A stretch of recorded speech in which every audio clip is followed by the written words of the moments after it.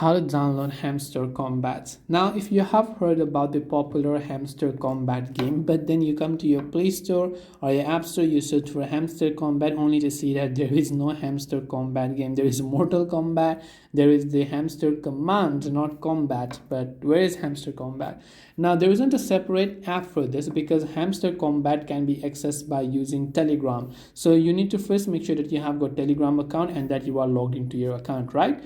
Once you make sure of that, you can open up Telegram and go to the search icon from the top right hand side of the screen and simply search for Hamster Kombat. So just go ahead and search for Hamster Kombat. It is basically a bot, and you can see they have over 108,000 monthly users or something like that. So you can go ahead and basically select that and click on the play button right from here, and then you'll be able to play Hamster Kombat from here. So this is the official way to do it. As you can also see a verification check mark. So I hope that this video really helped you. If you have got any further questions, feel free to also leave them down below. Thank you for watching till the very end of this tutorial, and as always, see you soon in the next video.